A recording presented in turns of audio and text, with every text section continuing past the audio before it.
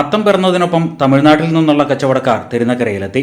ചെണ്ടുമല്ലിയും ജമന്തിയും മുല്ലയും അരളിയുമൊക്കെയായി തിരുനക്കരയിൽ കച്ചവടം പൊടിപൊടിക്കുകയാണ്. ദിണ്ടുകളിൽ നിന്നുള്ളവരാണ് വ്യാപാരികളിൽ കൂടുതലും. പൂക്കൾ എത്തിക്കുന്നത് തമിഴ്നാട്ടിൽ നിന്നും കർണാടകയിൽ നിന്നുമൊക്കെയാണ്. വർഷങ്ങളായി ഓരോ ഓണക്കാലത്തും ഇവർ പൂക്കച്ചവടത്തിനായി തിരുനക്കരയിൽ എത്താറുണ്ട്. ഇത്തവണയും ഓണമായതോടെ പൂവില കുതിച്ചുയർന്നു. ചെണ്ടുമല്ലിക്കും വാടാമുല്ലയ്ക്കും കിലോയ്ക്ക് 300 രൂപയാണ് വില. റോസ് നിറമുള്ള അരളിക്ക് കിലോയ്ക്ക് 400 രൂപയും വെള്ള ചുവപ്പ് അരളികൾക്ക് കിലോയ്ക്ക് 600 രൂപയും വിലയുണ്ട്. റോസാപ്പൂവിന് 500 രൂപയും മുല്ലപ്പൂവിന് മീറ്ററിന് 150 രൂപയും കിലോയ്ക്ക് 1300 രൂപയുമാണ് വില. இங்கே நாங்கள் 20 வருஷமாக பூ கச்சவடம் பண்ணிகிட்டு இருக்கோம். ஆனால் இந்த வருஷத்தில் ரொம்ப கச்சவடம் வந்து விலை ஜாஸ்தியாக போயிட்டுருக்கு. பூ எல்லா பூவுமே விலை ஜாஸ்தியாக போயிட்டுருக்கு. இன்னும் என்ன நிலவரம்னு தெரியல. அடுத்து நாள் பட இன்னும் ஓணம் பருவடி வரந்தட்டிக்கும் ரேட்டு ஜாஸ்தி ஆகும்ன்ற ஒரு எதிர்பார்ப்பில் நாங்கள் இருக்கோம்.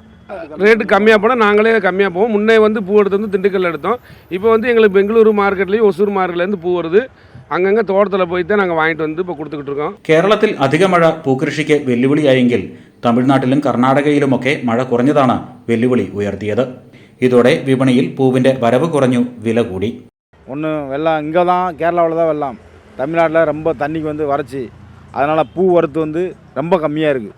அன்றாட மார்க்கெட் ரேட்டு எந்த ரோட்டோ அந்த ரேட்டுக்கு வந்து நாங்கள் அங்கே இருக்கிற மக்களுக்காண்டி வந்து டெலிவரி பண்ணி கொடுக்குறோம். பெங்களூர் மார்க்கெட்டு, ஒசூர், மதுரை 3 மார்க்கெட்டு நிலவரம். திண்டுக்கல் அங்கே எங்கள் சொந்த ஊர் திண்டுக்கல். அங்கே பூ இல்லைன்னா நாங்கள் உங்களுக்காண்டி நாங்கள் போய் அங்கே വാങ്ങണം. വലിയ തുക നഗരസഭയിൽ ഫീസടച്ചാണ് വ്യാപാരികൾ വഴിയരികിൽ പൂക്കച്ചവടത്തിന് ഇടം പിടിച്ചിരിക്കുന്നത്. തട്ടിടുന്നതിനും ഷെഡ് കെട്ടുന്നതിനുമൊക്കെ വലിയ തുക വേറെയും ചിലവായി. ഇതും പൂക്കളുടെ വില ഉയരാൻ കാരണമായിട്ടുണ്ട്. പൂക്കളത്തിന് വേണ്ട വിവിധ നിറങ്ങളിലുള്ള പൂക്കൾ ഇനം തിരിച്ചു വാങ്ങിയാൽ വലിയ തുകയാകുമെന്നതിനാൽ വിവിധ നിറങ്ങളിലുള്ള പൂക്കൾ ഒന്നിച്ച് 1 കിലോ, 2 കിലോ, 3 കിലോ എന്നിങ്ങനെ തൂക്കമുള്ള കിറ്റുകളായും വിൽക്കുന്നുണ്ട്. സ്കൂളുകളിലും കോളേജുകളിലും ഓണാഘോഷങ്ങൾ ആരംഭിക്കുന്നതോടെ പൂക്കളുടെ ഡിമാൻഡ് കൂടും, ഒപ്പം വിലയും കൂടിയേക്കും.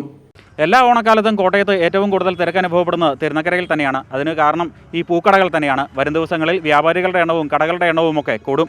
തിരുനക്കരയിൽ നിന്നും ക്യാമറമാൻ ജിത്തുകൃഷ്ണനൊപ്പം പ്രശാന്ത് ജോസഫ്, അമൃത ന്യൂസ്.